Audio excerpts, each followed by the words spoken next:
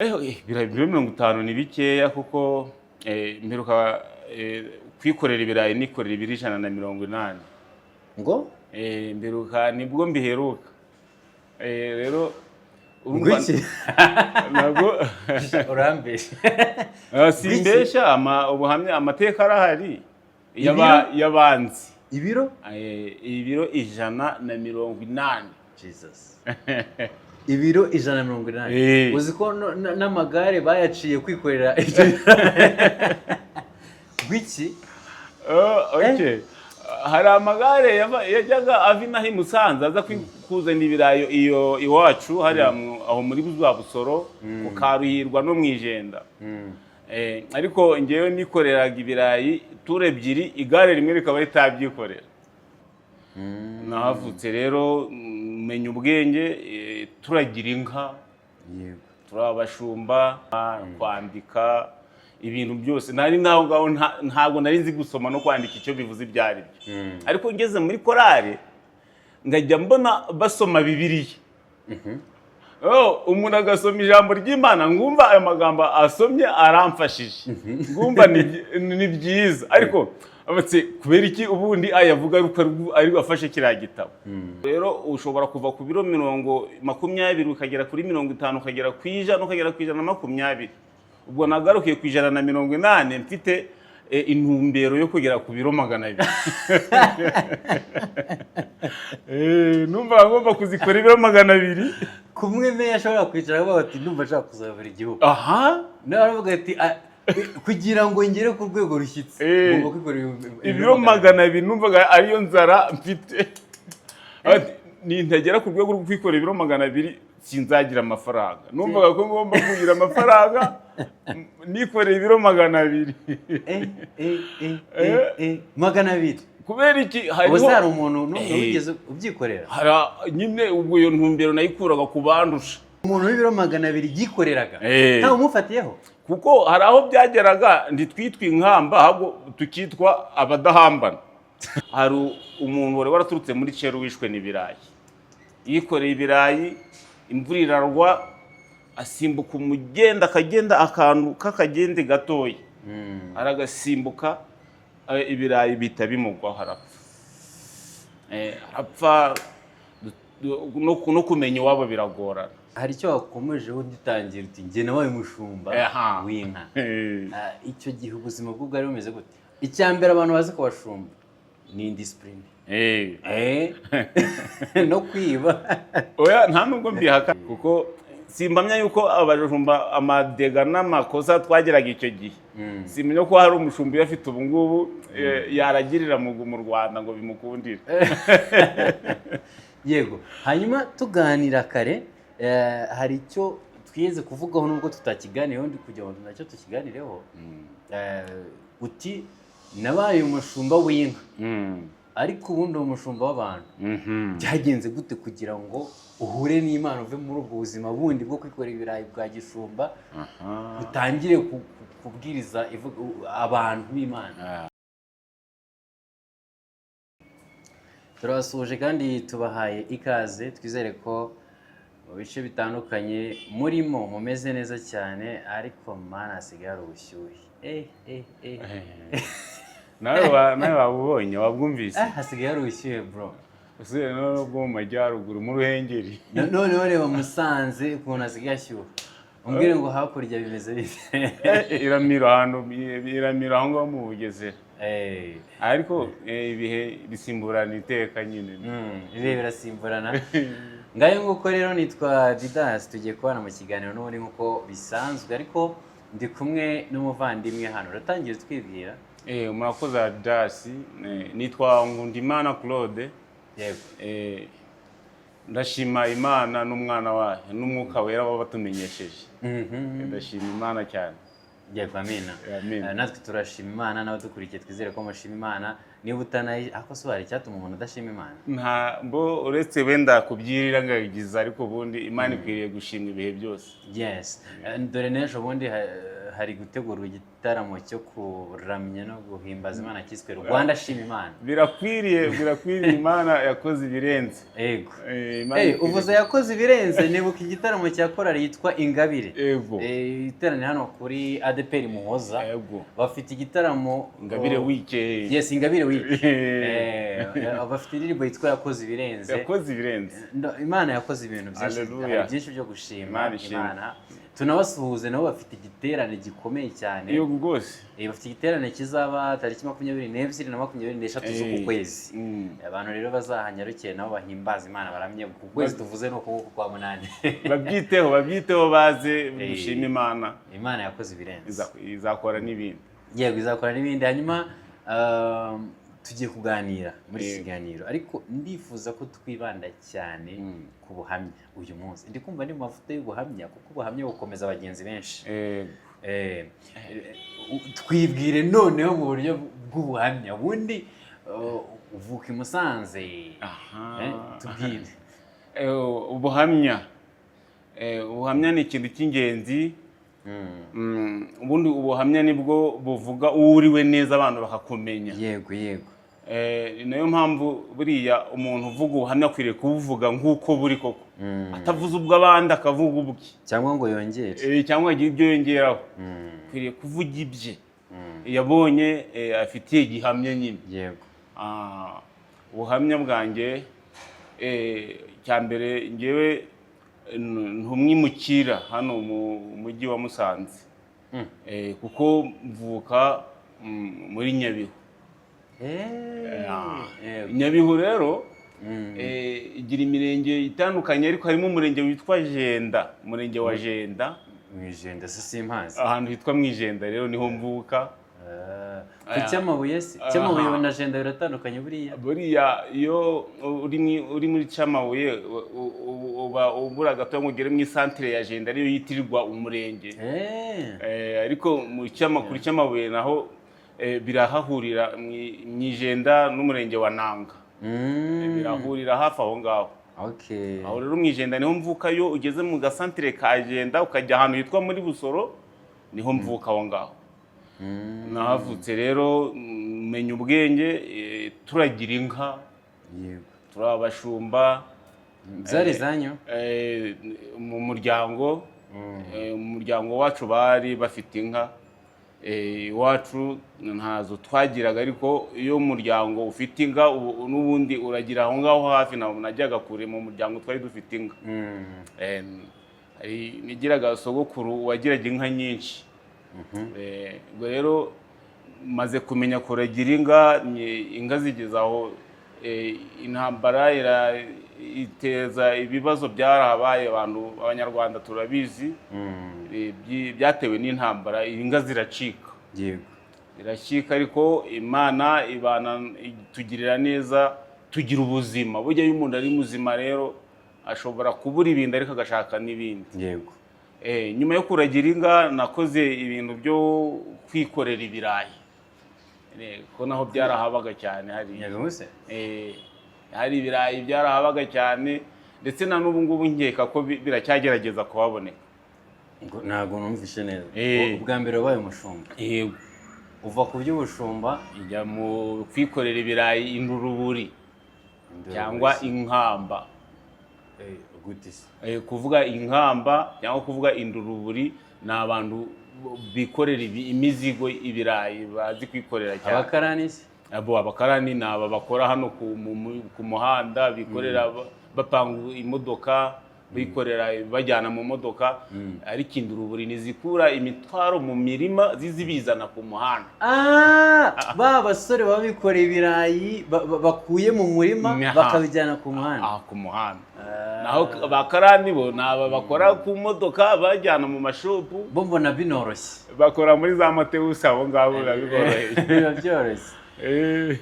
Ako kazi gakoze igihe kingana iki?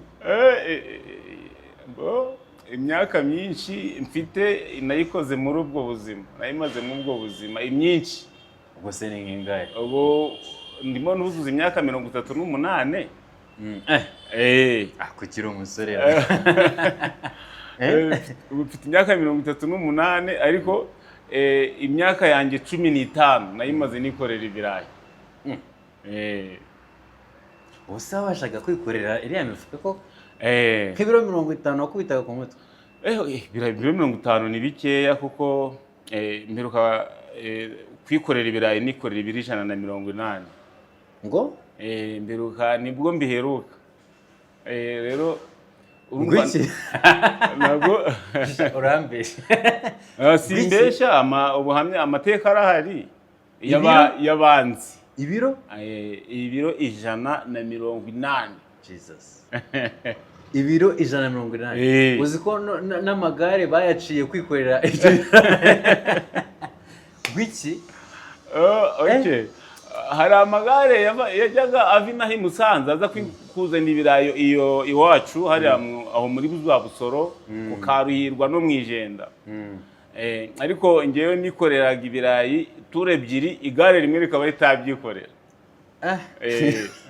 Warushije igare kwikorera? Nikoreraga kurusha igare iyo nabaga nkuye gukora retour ebyiri. Igare ntabwo ryabishobora, ryabyikoreraga naryo kabiri. Ubwo ubuhamya bwo muri ako kazi ntabwo wigeze uhura n'imbogamizi z'ako kazi ukumva wakareka? Habagamo imbogamizi yuko igihe cy'imvura iyo yabaga itonyanze gusa gakeya habaga bayi imbogamizi ko udashobora kwikorera ibirayi, gutegereza ko izuba riva hakumuka mu nzira zose, cyangwa se tugahita ubwo ku mafaranga turi bukorere tukayagabana n'umuntu runaka, abantu runaka tukabaha akazi bakajya baza guhinga mu nzira aho turanyura. Bahinga bakuramo bafata ibyondo babivanga n'ubutaka bubisi. Ariko ubwo mwabikoraga hejuru mu musozi? Twabikoraga mu musozi, hanyuma bakaza bahinga mu nzira baca icyo bita amasimu, guca amasimu. Rero icyo gihe byabaga ari imbogamizi, uvunika cyane utegereza ko baca amasimu uwikoreye umutwaro. Byabaga ari imbogamizi y'imvura yabaga iguye. Kwikorera ibyo biro bingana gutyo wabashaga gute kugenda wumvaga umutima umeze ute? Hari uburyo umuntu wikorera ibirayi aba azi uburyo agomba kubyikoreramo, atari umuntu wese waza ngo ubwo nanjye kanikorere. Mbega bihera hasi, utangira wikorera bikeya ukazamuka ugira umenyera. Noneho rero ushobora kuva ku biro 20 ukagera kuri 50, ukagera ku 100, ukagera ku 120. Ubwo nagarukiye ku 180 mfite intumbero yo kugera ku biro 200. Numva ngomba kuzikora ibiro 200. Kumwe me ashobora kwicara avuga ati ndumva ashaka kuzabura igihugu. Naravuga ati kugira ngo ngere ku rwego rushyitse ngomba kwikora ibiro 200. Numvaga ariyo nzara mfite. Nintagera ku rwego rwo kwikora ibiro 200 sinzagira amafaranga. Numvaga ko ngomba kugira amafaranga nikoreye ibiro 200. 200 kubera iki? Hari umuntu n'umwe wigeze ubyikorera? Nyine ubwo iyo ntumbero nayikuraga ku bandusha, twanabitaga 200. Umuntu bamwakuraga bahitaga bamuha izina ry'ikilogarama yikorera. Yesu we, ibiro 200 ku mutwe? Ibiro 200 twarabibakuraga bitwa ba 200. Ubwo ngiye banyitaga iry'inani. Nitwaga iry'inani. Ubu numiwe rero. Ubu nabuze icyo nkubaza kuri ibyo. Nese mbwiza ukuri. Nta gihe umuntu mwigeze kumuterekaho nk'umufuka? Mu byo bita kumukorera nyine. Wamara kumushyiraho umufuka agahita agwa hasi? Yanjye ukoze hasi unyibutse ibuye. Ubundi gukorera umuntu nta byabaga bibujijwe, kuko gukorera umuntu yarangiza akagira ikibazo wa mugani gutyo bivuze ni wowe wabaga umwishe. itegeko ry'inturuburi itegeko ry'inturuburi cyangwa inkamba wagombaga gupakira ibirayi uri bushobore kwiyikorera wowe. Oya, aho urambere. Ku buryo uwo muntu w'ibiro 200 yikoreraga ntawe umufatiyeho, kuko hari aho byageraga ntitwitwa inkamba ahubwo tukitwa abadahambana.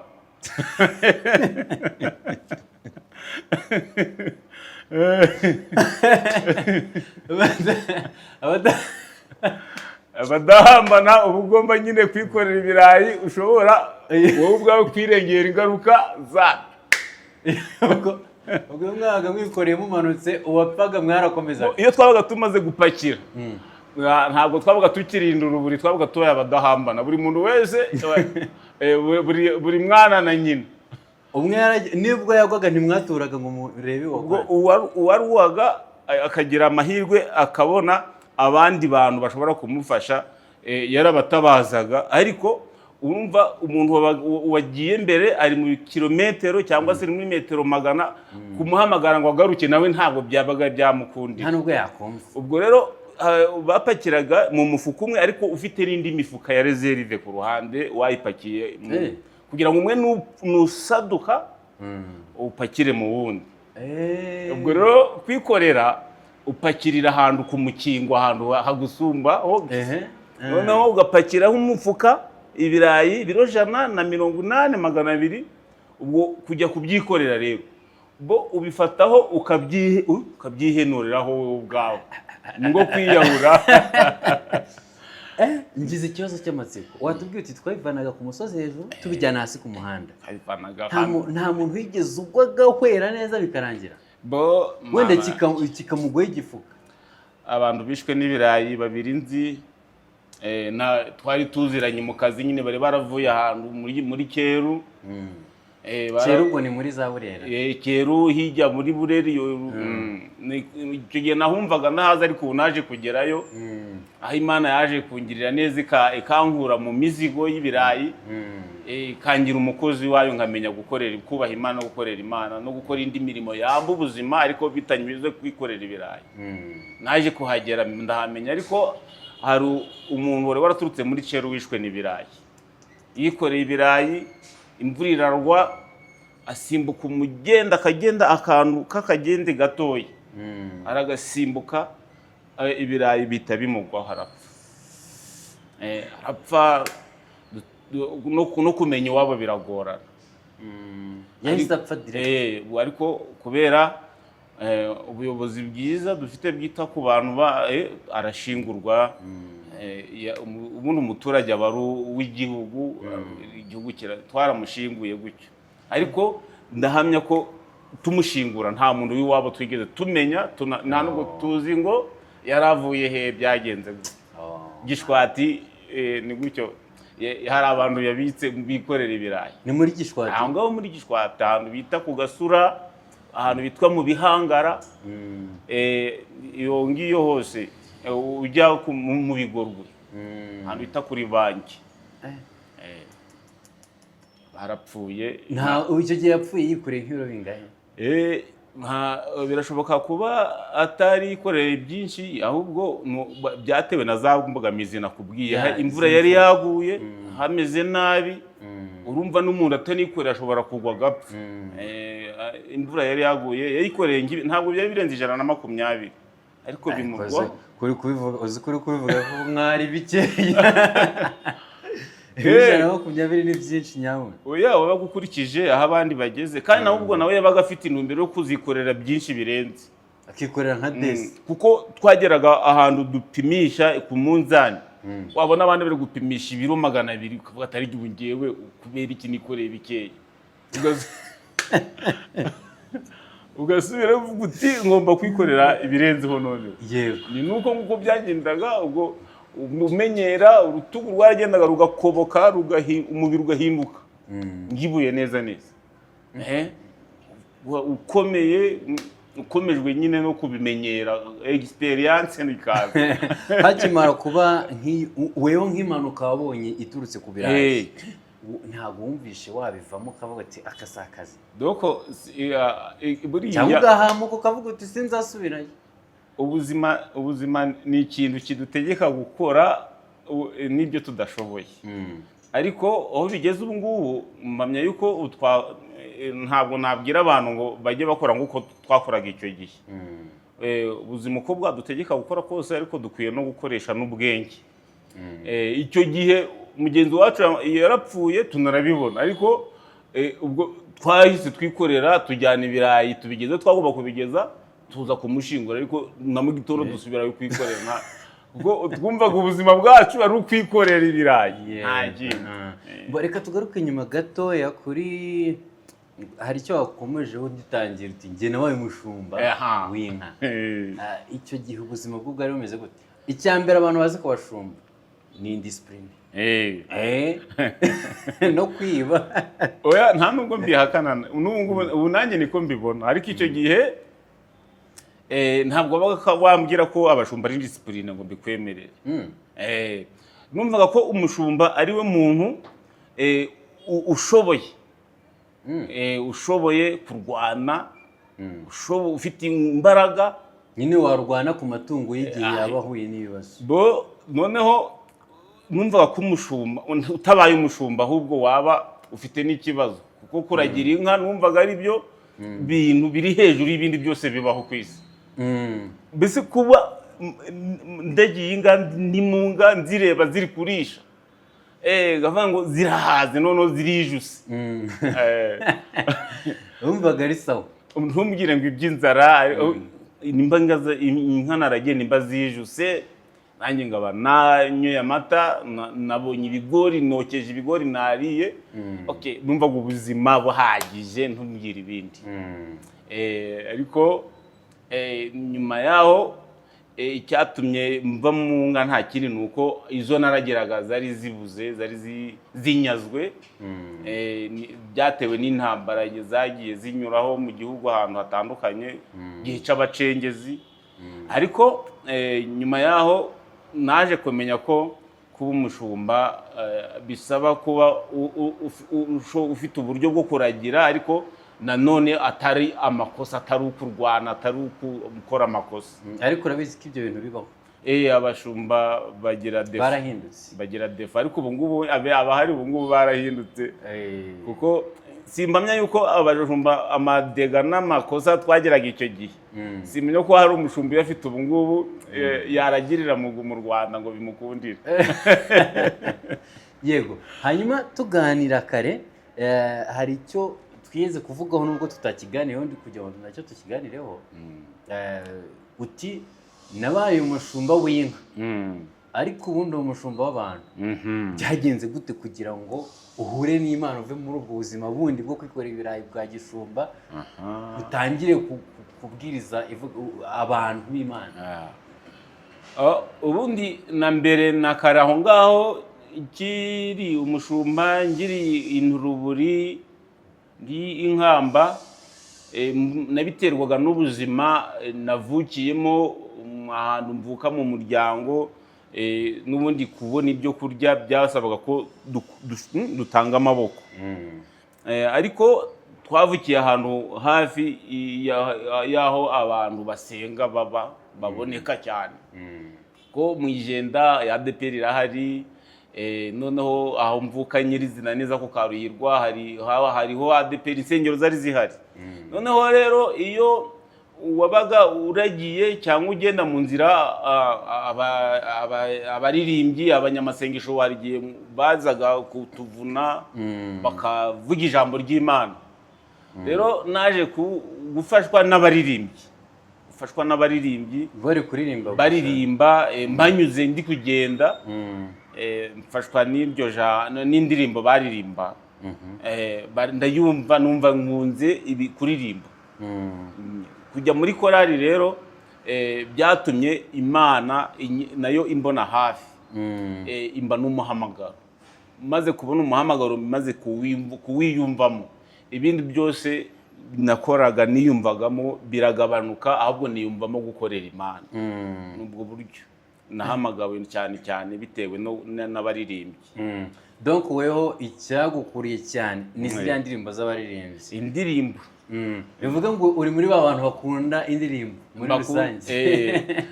Mu ndirimbo harimo ibintu byinshi, hari ukuririmba, hariho ibyo bita muzika, kuvuza ingoma, drum. Icyo gihe bajyaga bavuza ingoma y'uruhu nyine, iri mu bintu byankuruye cyane. Iriya ngoma gutekereza ko ushobora kuvuza ingoma, wumva guhamagara gucuranga ingoma. Kuko niyo nabaga ndi mu rugo kuvuza ingoma, narabibonye ahantu henshi numvaga nshobora kwigana umuntu wakubitaga ingoma gutya. Noneho rero mbonye abaririmbyi numva mbagiyemo, nazabona uburyo ngera kwa iriya ngoma noneho ngajya nyivuza. Bivuze ngo wahamagawe nka Dawidi. Dawidi buriya ngo yaracurangaga myuka mibi igahunga. nuko hanyuma kuva wamara kwinjira mu ivugabutumwa, wumva umeze ute? Iyo ufashe amateka wanyuzemo n'ayo urimo, wumva bimeze gute? Imana uyifata ute? Ninjiye muri korali, Imana irambishurira, ndahishurirwa, wishurirwa. Abantu bamwe na bamwe numva batabyumva, kuko wenda bamwe ntibirabageraho. Yego, kubonekerwa cyangwa guhishurirwa cyangwa kwerekwa. Maze kwinjira muri korali, urumva ubwo buzima bwose nakubwiye, kuva mpaye umushumba, kuva mpaye inkamba, aho hantu hose wumvishe ubwo buzima bwose ntibwanyemereye kubona n'umunsi n'umwe n'umwanya wo kujya kwiga ngo nige gusoma, kwandika, ibintu byose. Ntabwo nari nzi gusoma no kwandika icyo bivuze ibyo ari byo. Ariko ngeze muri korali ngajya mbona basoma Bibiliya. Umuntu agasoma ijambo ry'Imana, ngumva ayo magambo asomye aramfashije, ngumva ni byiza. Ariko kubera iki ubundi ayavuga ari afashe kiriya gitabo? Noneho menya ko gusoma bibaho, basoma inyuguti. Guhera ngigera muri korali nagize ibyifuzo bitandukanye, nasanze naratakaye, abantu benshi bari ku rwego ntariho. Njye ntangira kwibaza, njye nazamenya gusoma gute? Ariko ubwo ngubwo nabaye umuririmbyi, nzi kuririmba, nzi kuvuza ingoma. Noneho no kuri kitari ndagerageza ngafata kuri kitari. Urangije avuga utari kunshaka kumenya gusoma bya, nahise ngira icyifuzo, noneho ubumenye gusoma byanyura mu zihe nzira. Ndasenga, kumwe tubasenga mu rusengero bavuga ati dusengere ibyifuzo. Nari mfite icyifuzo cyo kuzamenya gusoma. Ariko icyo nshaka kukubwira, amateka yanjye yahinduwe ngeze muri korali. Menya gusoma ndi muri korali, menya kwandika ndi muri korali, nsoma Bibiliya, nicyo gitabo nasomye bwa mbere mu buzima. Ndagisoma ngihera mu itangiriro, nsoma igitabo cyo Kuva, nsoma Abalewi, Kubara, Gutegeka kwa kabiri Yosuwa, Abacamanza, Rusi, Samweli, Abami, Ingoma, Ezira, Nehemiya, Esiteri, Yobu, Zaburi, Imigani, Umubwiriza, indirimbo ya Salomo, Yesaya na Yeremiya, Ezekiyeli, Daniyeli, Hose, Yoeli, Amose, Obadiya, Yona, Mika, Nahumu, Habakuki, Zefaniya, Hagayi na Zekariya na Malaki. Matayo, Mariko, Luka, Yohana, Ibyakozwe n'Intumwa, Abaroma, Abakorinto, Abagalatiya, Abefeso, Abafilipi, Abatesalonike, Timoteyo, Tito, Filimoni, Abaheburayo, Yakobo, Petero na Yohana na Yuda. N'ibyahishwe ibitabo 66 byose narabisomye. Soma imirongo ibigize, bavuga ko ari 3103. Byose warabisomye? 31,103. Iyo mirongo yose narayisomye, ibice bigera mu 1,008 narabisomye, si rimwe si kabiri. N'ubwo ndimo ndasoma, ntangira igitabo cy'itangiriro ngeze mu cyo Kuva. Uko nsoma Bibiliya kandi uri kugisubiramo, nicuro uzongera uyirangize, nongere nyitangire. Maze kuyisoma incuro nyinshi, ariko ntabwo bibaho. uko nyisoma ngayisoza, mba numva aribwo ndyohewe kuyisoma bwa mbere. Ubu wasomye Bibiliya urayirangiza, ubu uri kongera kuyisubiramo? Yego. None ibitabo byose warabirangiza? Yego. 66.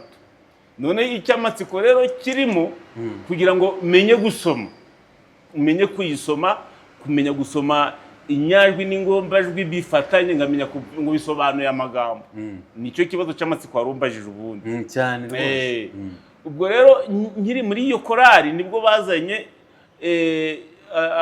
agasisiteme ko mu matorero ngo abantu batazi gusoma babigishe gusoma. Nubwo rero nibwo habonetse umuntu mu rusengero asa n'uwitanga kwigisha abantu batazi gusoma. Basaba abantu batazi gusoma ninjye mu rusengero wabonetse ngenyine.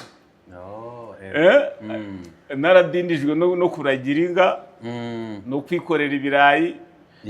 Mu bantu barenga 200 300 bari mu rusengero abari ngenyine. Uwo mugabo aravuga ati rero abazaboneka bazaze ku cyumweru nimugoroba. Narahageze nsanga n'ubundi nani ngenyine. Hanyuma nagize ngo ubu wenda bari baratinye nyine kumanika. Bari barimo benshi. Ariko ngewe kuko nabishakaga kandi numvaga mbikeneye ngewe nditabira. Biha n'umwanya kuko nanjye kubona ko n'Imana yarabiteguye kugira ngo nzagere mu mugambi yari mfiteho. Ubwo rero yanyigishije ukuntu bandika inyajwi. Ndibuka yanyigishije inyuguti ya I. Anyigisha n'indi nyuguti yitwa na. Ambwira bati bayisoma gutya. Barangije agenda anyigisha n'ibindi gutyo nta gihe kirekire yanyigishije kuko ni kuko yanyigishiye inyajwi kuzikuvuga no kuzandika. Ariko ingombajwi anyigisha iyo bita na niyo bita ma zonyine. Anyigisha ko bazisoma mu nyajwi wasoma na ni nu na gutyo. Noneho arangije agira ikibazo asubira ahantu yaravuye muri Ngororero. Ndamubura birambabaza ariko ansigira nosi ikomeye.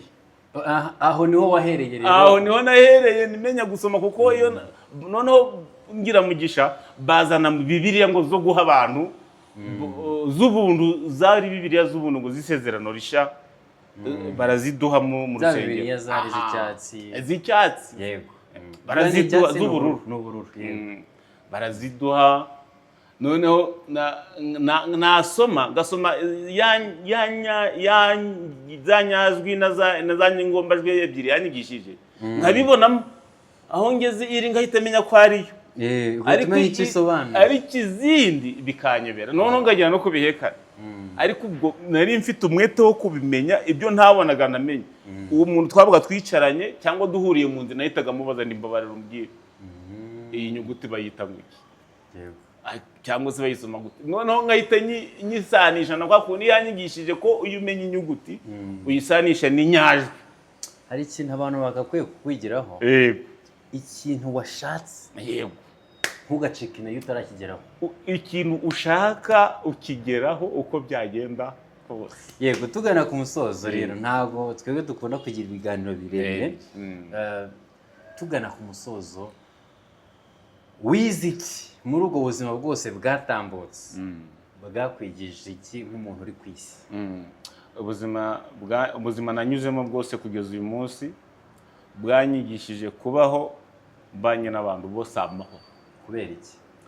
Kuko nasanze umuntu utabanye n'abandi nta nubwo yashobora no kwibana ubwe nawe ubwe kwibana ntiyaba. Noneho rero ubwo iyo bivuye kuri urwo rugero nimba ari umugabo, nimba ari umuhungu, ari umusore cyangwa ari umukobwa, uwo ntazashobora kubaka. Ntabwo yashobora kubana n'urugo. Ntiyashobora kuba muri sosiyete. None ntiyaba mu rusengero, ntiyaba muri korali. Ubwo rero ubuzima nanyuzemo bwose icyo bwanyigishije kubana n'abantu amahoro. Nyuma nkaba mfite intumbero y'uko igihe cyose umuntu ari wize ko umuntu ashobora kuba ariko ntanabe. Noneho bituma ngira intumbero n'abandi rero ngiriho. Ngomba gukora ibishoboka byose Imana nakiriho bazajya bibuka ko nabanye n'abantu neza nta kibazo mfitanye n'abantu. Niyo ntumbero. Ivyo ni ivyo wize mu buryo buri positive. Yes. Icyo wabonye ukavuga uti Imana izamfashe sinzasubira kuri iki kintu. Mu buzima bwanjye